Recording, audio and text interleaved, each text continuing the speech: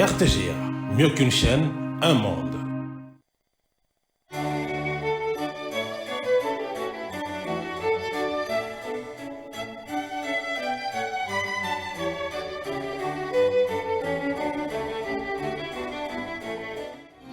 Ce journal vous est offert par Tango Protection.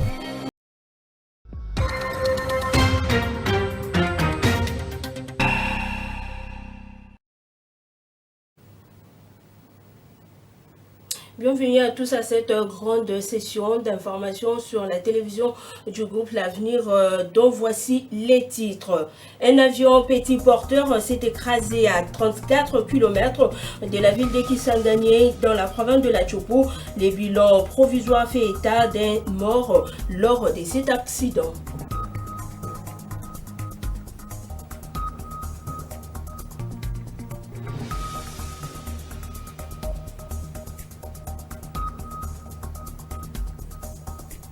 Relations bilatérales RDC-Kenya, la Lucha demande la suspension des coopérations politiques et économiques entre Kinshasa et Nairobi pour cause de la nomination d'un consul général du Kenya à Goma, ville sous occupation par la coalition M23 AFC soutenue par le Rwanda et l'Ouganda.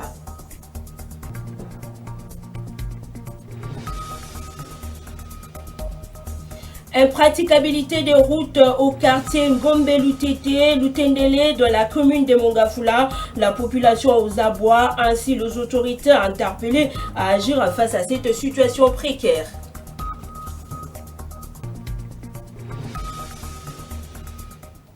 Merci de nous avoir choisis pour vous informer. On ouvre ce journal avec ce drame qui s'est produit dans la province de la Tchopo. Un avion de type petit porteur s'est écrasé ce samedi 16 août 2025 à environ 34 km de Kisangani sur l'axe Mélan vers Lituri. L'appareil était en détresse avant de s'embraser dans la forêt. Selon les témoins, une personne a perdu la vie et d'autres passagers étaient restés coincés dans l'appareil en flammes.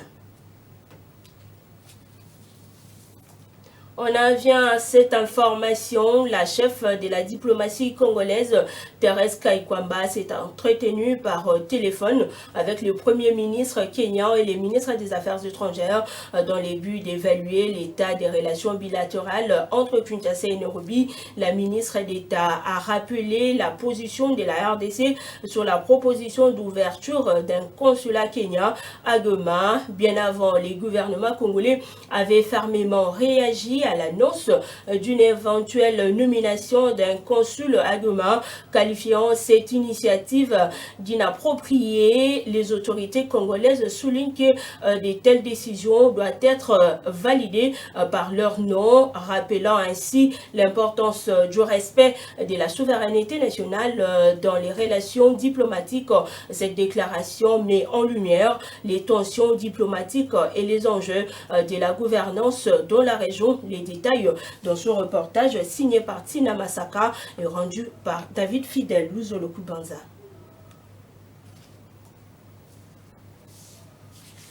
Dans sa déclaration officielle, le gouvernement congolais a exprimé son mécontentement concernant la récente nomination d'un consul à Goma, qualifiant cette initiative de particulièrement inappropriée. Selon les autorités de Kinshasa, toute décision relative à la diplomatie dans la région doit être prise en accord avec les instances congolaises. Cette réaction fait écho aux tensions persistantes entre la République démocratique du Congo et certains pays voisins où des questions de souveraineté et de respect des protocoles diplomatiques sont au cœur des préoccupations. Les autorités congolaises insistent sur le fait que la nomination d'un consul dans une ville aussi stratégique que Goma ne peut être envisagée sans leur aval. Les analystes politiques soulignent que cette situation pourrait exacerber les relations déjà tendues entre la RDC et les pays impliqués.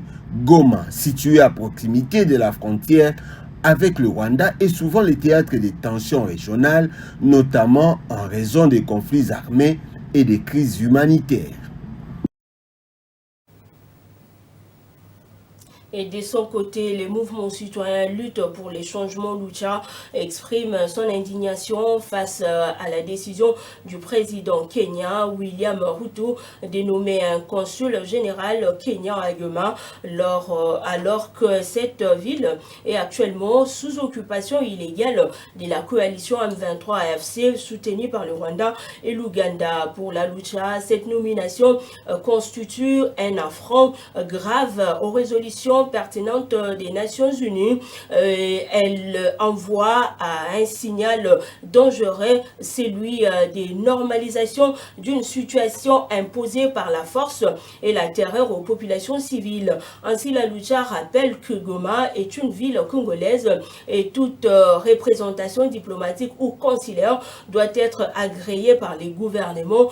Tout geste contraire pouvant être interprété comme une complicité morale politique dans les projets de balkanisation de la RDC. La Lucha appelle le gouvernement congolais à protester officiellement auprès des autorités kenyanes, à convoquer dans les 48 heures l'ambassadeur du Kenya afin d'obtenir des explications claires, saisir les organisations régionales. Lucha sollicite également la suspension des relations politiques et économiques avec les Kenyans jusqu'à l'annulation de ce geste. Et la RDC et les Gabon, ces deux pays frères, sont déterminés dans la continuité de la coopération bilatérale pour le bien-être des deux peuples et du continent. C'est l'essentiel de l'audience qu'a accordé le président gabonais Brice Oligui Nguema à Antoine Gonda, ambassadeur itinérant du président de la République Félix-Antoine Tshisekedi Tshilombo. Les détails dans ses commentaires. Porteur d'un message privé du président de la République Félix-Antoine Tshisekedi Tshilombo, Antoine Gonda, ambassadeur itinérant du chef de l'État, a été reçu récemment par le président gabonais dans le but de consolider les relations bilatérales entre les deux pays. La RDC et le Gabon, nous avons une histoire commune, quoi.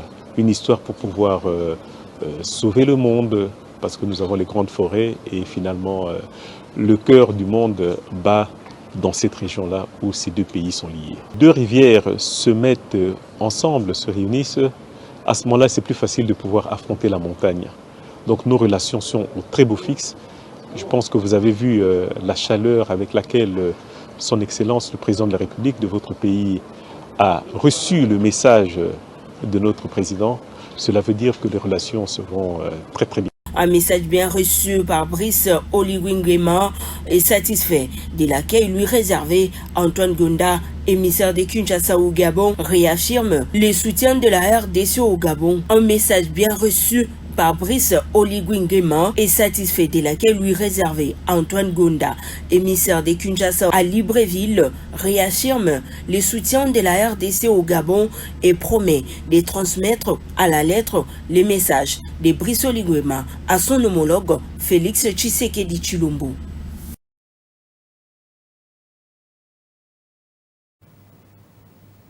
Quittons les chapitres coopération pour parler du projet de décret portant statut, organisation et fonctionnement d'un établissement public dénommé Fonds d'investissement stratégique de la RDC, soumis par le ministre des Finances à ses pairs et a été donc adopté lors du premier conseil des ministres du gouvernement souminois 2, dirigé par le chef de l'État Félix-Antoine Tshisekedi Tshilombo, le vendredi 15 août 2025 à la Cité de l'Union africaine. Suivait l'extrait du compte rendu de ces conseils des ministres lu par le porte-parole du gouvernement Patrick Muyaya. Projet de décret.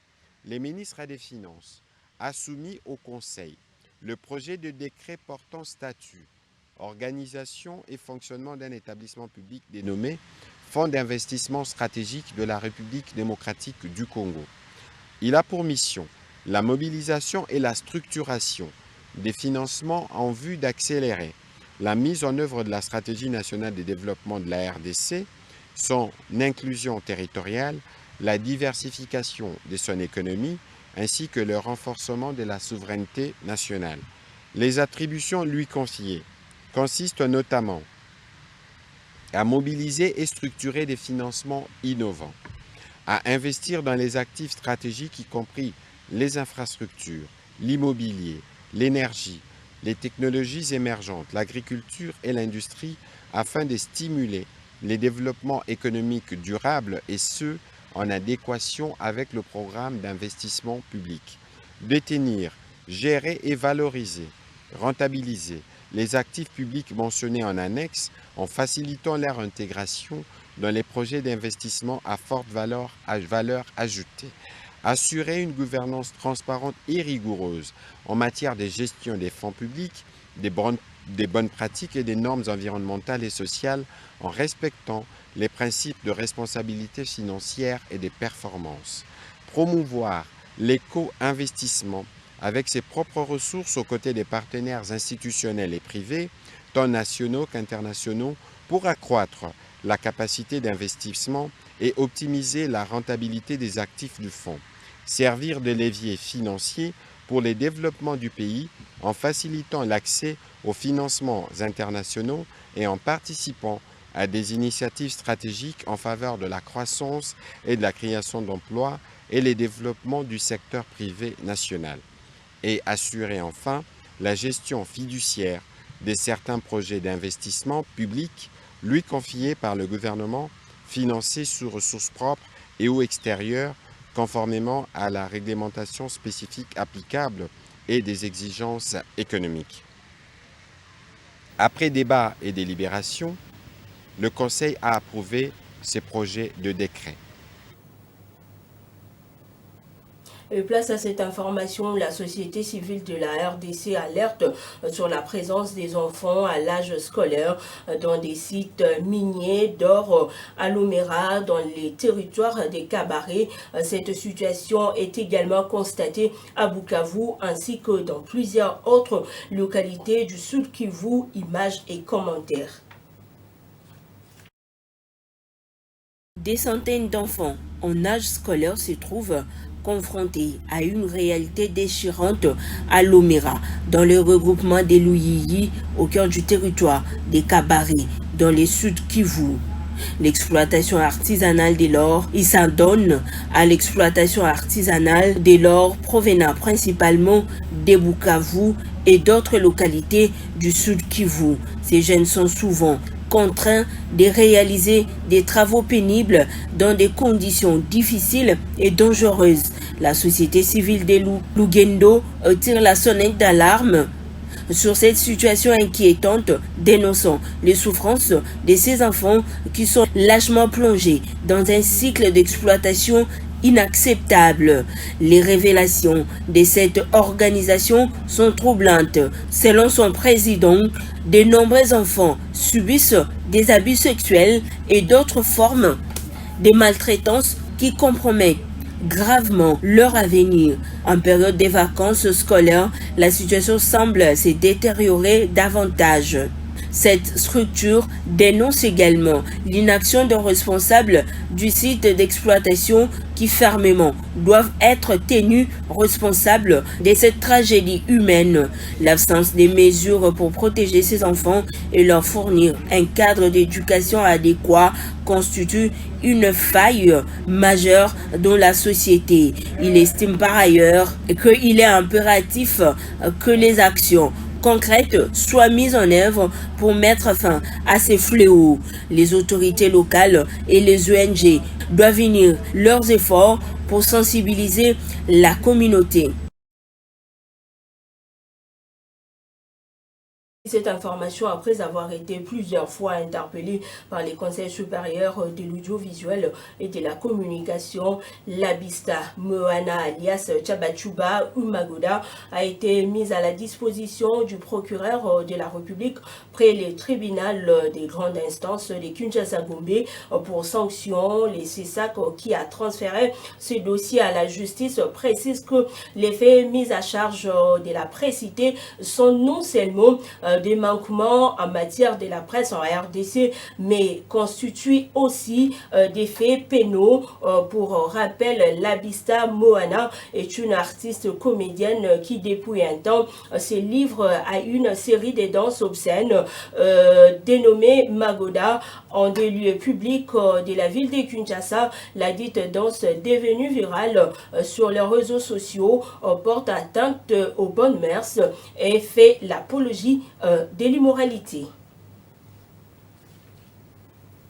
La commune de Limete à Kinshasa est actuellement le théâtre des opérations de démolition ciblant des constructions érigées illégalement le long des rivières et des zones à risque. Selon les autorités, ces actions s'inscrivent dans une stratégie plus large du gouvernement congolais visant à lutter contre l'urbanisation anarchique et prévenir les récurrentes dans la capitale congolaise. Plusieurs sites sont ciblés, dont Sokopao, les berges de la rivière Njili. Pour terminer, je l'ai annoncé au sommaire, les habitants du quartier Ngombe Lutendele lancent un cri d'alarme sur l'état des routes qui restent impraticables dans ces coins de la commune de Mongafula. Ici même à Kinshasa, l'un des moyens de transport en vogue reste la moto, dont le prix de la course n'est pas à la portée de toutes les bourses. Clarisse Koko Kapalai nous fait les points. Dans la périphérie de Kinshasa, à une dizaine de kilomètres du centre-ville, se dresse la localité Gombe Lutendele, appelée aussi Gombi Village de la commune de Mongafula, qui tend à s'ouvrir peu à peu à la modernisation et cependant rongée par plusieurs maux qui rendent la vie difficile. Accéder à cette localité relève d'un parcours des combattants. La principale route qui y mène est dans un état puté. Boue, flaques d'eau et autres cassures caractérisent cette voie. Ici, le seul moyen de transport en commun demeure le taxi-moto qui malheureusement ne va pas sans danger. Bientôt, on va construire, mais pour le moment, et la population aussi a vraiment des problèmes pour aller et dans certains coins de la ville. Pour les conducteurs qui ont opté pour exercer sur cette taxe, le trafic n'est pas du tout aisé. Ces derniers éprouvent beaucoup de difficultés, surtout lors de la saison pluvieuse. Les difficultés dans ce coin sont énormes. Premièrement, c'est au niveau de la rivière Boyi où se trouve un petit pont avec un amas de sable. Lorsque la pluie survient, il y a ensablement sur la chaussée et ça bloque le passage. Au puté état de la route s'ajoute la difficulté liée à la tarification. Dans cette contrée où la majeure partie de la population vit pauvrement, les prix de la course posent problème.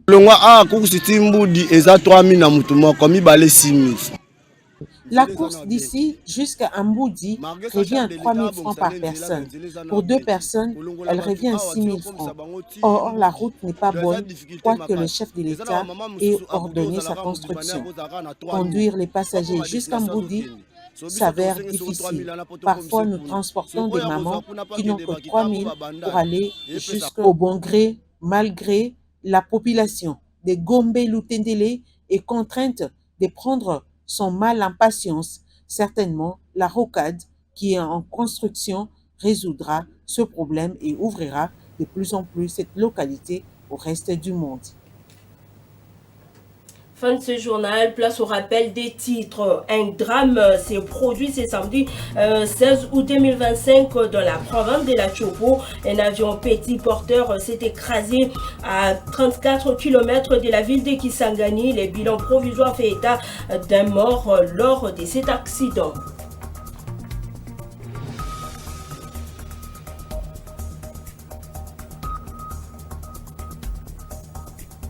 En relation bilatérale RDC-Kenya, la Lucha demande la suspension des coopérations politiques et économiques entre Kinshasa et Nairobi pour cause de la nomination d'un consul général du Kenya à Goma, ville sous occupation par la coalition M23-FC soutenue par le Rwanda et l'Ouganda.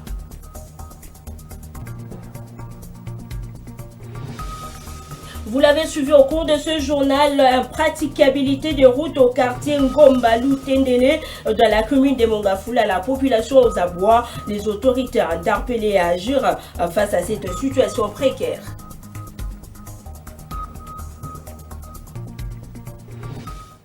Fin complète de ce journal réalisé par Liévin Katumba, Tina Masaka et coordonné par Clarisse Koko Kapala et Christian Maïmona. D'ici là, portez-vous bien.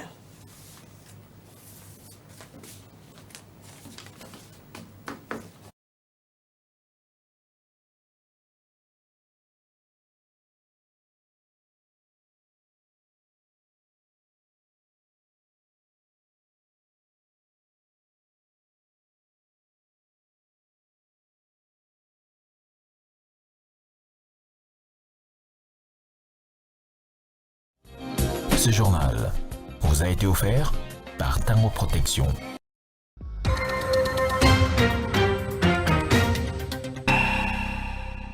Un monde. RTGA, mieux qu'une chaîne, un monde. RTGA, mieux qu'une chaîne, un monde.